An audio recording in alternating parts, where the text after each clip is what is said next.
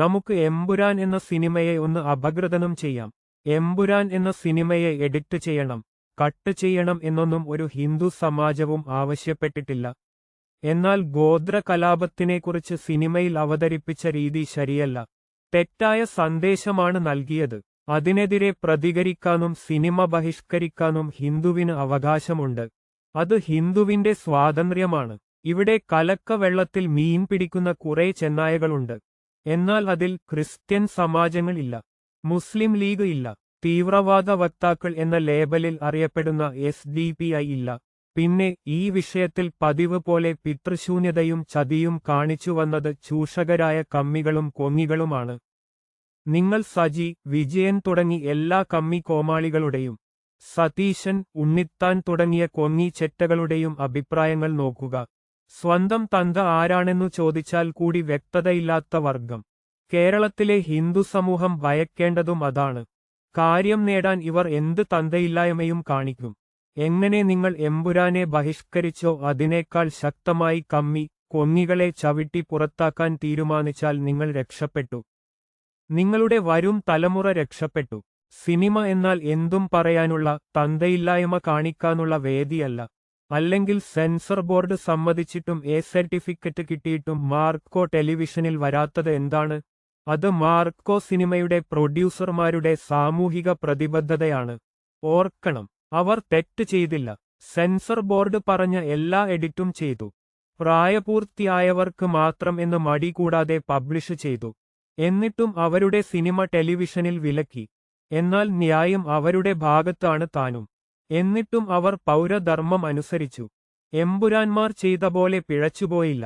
സിനിമയിൽ ഫാന്റസിയാകാം, എന്നാൽ ഒരു ചരിത്ര സംഭവത്തെ തെറ്റായി അവതരിപ്പിക്കുന്നത് ഒരു നാടിനോടും അവിടുത്തെ ജനങ്ങളോടും സംസ്കാരത്തോടും ആ പ്രശ്നത്തെ സംബന്ധിച്ചു നീതിപീഠം എടുത്ത തീരുമാനങ്ങളെയും ആ വിഷയത്തിൽ ഏറെ പഴി കേട്ട് അവസാനം കുറ്റവിമുക്തനാക്കപ്പെട്ട വ്യക്തികളോടും ചെയ്യുന്ന തെറ്റാണ്. ആ തെറ്റ് എമ്പുരാൻ സിനിമയിൽ സംഭവിച്ചു. ഹിന്ദു അപമാനം സഹിച്ചു തുടരേണ്ട തീരുമാനിച്ചു, പ്രതികരിച്ചു. ഇവിടെ എമ്പുരാനല്ല പ്രധാന വിഷയം. ഒരു അവസരം വരുമ്പോൾ, ഹിന്ദുവിനെതിരെ ഒരു ചോദ്യം വരുമ്പോൾ ഹിന്ദുവിനെ ചതിക്കുന്ന കമ്മികളും കൊങ്ങികളുമാണ്. ഈ അവസരവാദികളെ, ഈ ചതിയന്മാരെ ചവിട്ടി പുറത്താക്കാൻ കേരളത്തിലെ ജനങ്ങൾ തീരുമാനിച്ചാൽ കേരളം രക്ഷപ്പെടും. എന്നാൽ മാത്രമേ രക്ഷപ്പെടൂ. ഇങ്ങനെ എല്ലാമാണെങ്കിലും ചില കാര്യങ്ങൾ പറയാതെ വയ്യ. ലൂസിഫറിൽ മുരളി ഗോപിയും പൃഥ്വിരാജ് സുകുമാരനും നിർമ്മാതാക്കളും സ്വീകരിച്ച ഒരു നിലപാടുണ്ട്. അത് നാർക്കോട്ടിക്സ് എന്ന വിഷത്തിന് എതിരെയുള്ള ഒരു നിലപാടാണ്. ശ്രീമോഹൻലാൽ തന്റെ വിവിധ സിനിമകളിൽ സ്വീകരിച്ച ഒരു നിലപാടാണത്. കേരളത്തിൽ മയക്കുമരുന്ന് വിതരണവും വിൽപ്പനയും ഉപയോഗവും ഇത്രയേറെ വ്യാപകമായി നടക്കാൻ തുടങ്ങിയിട്ട് അധികം വർഷങ്ങളായില്ല. അഥവാ ഈ കമ്മി മന്ത്രിസഭ വന്നതിന് ശേഷമാണ് ഇത് കൂടുതൽ പ്രത്യക്ഷമായത്. അതിന്റെ പേരിലാണ് പാർട്ടി സെക്രട്ടറിയുടെ മകൻ ബാംഗ്ലൂർ ജയിലിൽ കിടന്നത്. എന്ത് ചെയ്താലും ആരെ വിറ്റാലും പണം ഉണ്ടാക്കണം എന്ന രീതിയിൽ ഒരു നാർക്കോട്ടിക്സ് വിഭാഗം രൂപപ്പെട്ടത്. എല്ലാ പഞ്ചായത്തിലും മദ്യവിതരണ നെറ്റ്വർക്ക് ആരംഭിച്ചു. അടുത്തപടിയായി മയക്കുമരുന്ന് വിതരണം തുടങ്ങിയതാകാം. ഇവർക്കൊക്കെ അടിമകളെ ആണല്ലോ ആവശ്യം. ദി ഗോഡ്ഫാദർ എന്ന സിനിമയിൽ ഗോഡ്ഫാദർ മയക്കുമരുന്നിന് എതിരെ നിലപാട് സ്വീകരിക്കുമ്പോൾ വേറെ ഒരാൾ പറയുന്നുണ്ട്, കളർ ഉള്ള തെണ്ടികൾ ഉപയോഗിക്കട്ടെ, അവർ നശിക്കാൻ ഉള്ളവർ ആണ് എന്ന്. കേരളത്തിൽ കിറ്റ് വാങ്ങി ജീവിക്കുന്ന ഹിന്ദു അടിമകൾ ഉണ്ടല്ലോ. ഓരോ ദിവസവും കൂലിപ്പണിക്ക് പോയി വൈകിട്ട് ബീവറേജേസിന്റെ മുന്നിൽ കാവൽ നിന്ന് സർക്കാരിന് വരുമാനം ഉണ്ടാക്കിക്കൊടുത്ത് ജീവിതവും കുടുംബവും തുലക്കുന്ന അന്തം കമ്മികൾ അഥവാ ഹിന്ദുക്കൾ. അവരെ ലക്ഷ്യം ഇട്ടാണ് ഈ നാർക്കോട്ടിക്സ് കേരളത്തിൽ തുടങ്ങിയത്. എങ്കിലും അതിന്റെ ഉപയോഗം കൂടുതൽ എത്തിയതും നശിപ്പിച്ചതും മുസ്ലിം യുവ തലമുറയെയാണ്. ഫലത്തിൽ ഹിന്ദുവും മുസ്ലിമും ഏതാനും ചെകുത്താന്മാർക്ക് വേണ്ടി മദ്യവും മയക്കുമരുന്നും ഉപയോഗിച്ച് നശിച്ചുപോയി. അങ്ങനെ സർവശക്തനായ ഗോഡ് ഫാദർ പോലും മയക്കുമരുന്ന് മാഫിയക്ക് അനുകൂല നിലപാട് സ്വീകരിച്ച ചരിത്രമുള്ള ഒരു സിനിമ വ്യവസായത്തിൽ. മുരളി ഗോപിയും പൃഥ്വിരാജ് സുകുമാരനും എമ്പുരാൻ നിർമ്മാതാക്കളും ലഫ്റ്റനന്റ് കേണൽ മോഹൻലാലും ചേർന്ന് ആഗോളതലത്തിൽ മയക്കുമരുന്ന് മാഫിയക്ക് എതിരെ ആർജവമുള്ള ഒരു നിലപാട് സ്വീകരിക്കുമ്പോൾ പൊള്ളുന്നത് ചൈനീസ് ആഫ്രിക്കൻ കൂട്ടുകെട്ടിന് മാത്രമല്ല, മട്ടാഞ്ചേരി മാഫിയക്കും തെക്കേ ഇന്ത്യയിൽ, വിശേഷിച്ചും കേരളത്തിൽ വേരോട്ടമുള്ള മയക്കുമരുന്ന് വ്യാപാരികൾക്കും കൂടിയാണ്. അതൊരു ചെറിയ കാര്യമല്ല. അതൊരു ചെറിയ നിലപാടുമല്ല, മാനുഷിക മൂല്യങ്ങളെ സംരക്ഷിക്കുന്ന ഒരു ഹൈന്ദവ നിലപാട് തന്നെയാണ്. ഒരുപക്ഷെ പൃഥ്വിരാജിന്റെ മാതാവ് വെളിപ്പെടുത്തിയ RSS ശാഖാബന്ധത്തിന്റെ ഗുണം.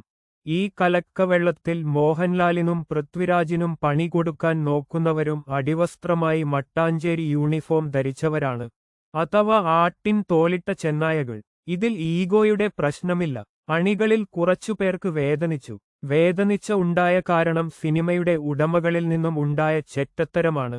അപ്പോൾ കലാകാരന്മാർ ഖേദം പ്രകടിപ്പിച്ചു. അത്രേയുള്ളൂ. സയ്യിദ് മസൂദ് ഒക്കെ എന്നെ പണ്ടാരമടങ്ങി പോയില്ലേ? ഇനി ആ ഒരു പേരും പറഞ്ഞു കൂകേണ്ട കാര്യമുണ്ടോ? ഇങ്ങനെ ഒക്കെയാണെങ്കിലും പൊട്ടനായ ലഫ്റ്റനന്റ് കേണലും മറ്റ് പൊട്ടന്മാരും വേണ്ടത്ര ശ്രദ്ധ കൊടുക്കാത്ത അഥവാ BJP അംഗങ്ങളായ പഴയ പോലീസ് മേധാവികൾ അങ്ങ് ഡൽഹിയിൽ പോയി ചർച്ച ചെയ്യേണ്ട ഒരു സംഗതിയുണ്ട് ആ സിനിമയിൽ. അതൊരു നിഷ്കളങ്ക സംഭവമല്ല. പലതവണ ഉരുവിട്ടാൽ ഒരു കള്ളം ജനങ്ങളുടെ മനസ്സിൽ സത്യമായി കുടിയേറും എന്ന വസ്തുതയുടെ അഥവാ സാധ്യതയുടെ ആവിഷ്കാരമാണത്. എന്താണത്? എവിടെയോ ആരോ ഒരു പക്ഷേ വരുന്ന വർഷകാലത്തോ അടുത്ത വർഷകാലത്തോ ഒരു ഡാം തകർക്കാൻ തയ്യാറെടുത്തിട്ടുണ്ട് എന്നും അതിനായുള്ള കതിനകൾ പേട്ടയിലോ പരിസരത്തോ ലഭ്യമാണ് എന്നും വിറക് പെറുക്കാൻ കാട്ടിൽ പോയ ഏതോ ഒരു ഹിന്ദുവിനെ കാണാതായത് എന്തോ കാണാൻ പാടില്ലാത്തത് കണ്ടതുകൊണ്ട് ആണെന്നും ആവശ്യമുള്ളവർക്ക് ഔദ്യോഗിക വകുപ്പിൽ നിന്നുതന്നെ ട്രെയിനിങ് നൽകിയിട്ടുണ്ട് എന്നും അന്നത്തെ വകുപ്പ് മേധാവി ഇന്ന് വലിയ മേധാവിയാണെന്നും ഡാം പൊട്ടിച്ചു 2 ജില്ലകൾ തുലച്ചാലും ഞമ്മക്ക് സിറിയയിൽ പോകാം എന്നും സിനിമയിൽ വന്നതുകൊണ്ട് കുറ്റം ചങ്കികൾക്ക് ചാർത്താം എന്നുമുള്ള കാളകൂട വിഷം. അതിന്റെ ഉറവിടം അറിയാൻ ഡൽഹിയിൽ ഇരിക്കുന്ന ബജ്രംഗിയും കേരളത്തിൽ നിന്നുള്ള പഴയ മേധാവികളും പിന്നെ ഡോവൽ അമ്മാവനും ശ്രമിച്ചില്ലെങ്കിൽ വൈകാതെ ഒരു കുട്ടി ശ്രീലങ്ക ഉറപ്പാണ്. 3.5 ലക്ഷം കോടി രൂപ ഉത്തരത്തിൽ നിന്നും ഉത്തരത്തിലേക്ക് റോഡ് പണിയാൻ എന്ന പേരിൽ അണ്ണാക്കിലേക്ക് കൊടുത്ത് ഈരാളിങ്കലിൽ നിന്നും 30% കമ്മീഷൻ വാങ്ങി ഇന്ദ്രപ്രസ്ഥത്തിൽ ഇരുന്ന് കേരളത്തിലെ ജനങ്ങളെ ചതിക്കുന്ന നാഗ്പൂരൻ മന്ത്രി പുങ്കവനെയും അതിന് കാരണഭൂതനായവനെയും മാറ്റിയില്ലെങ്കിൽ കേരളം നശിച്ചു. ഉറപ്പാണ്.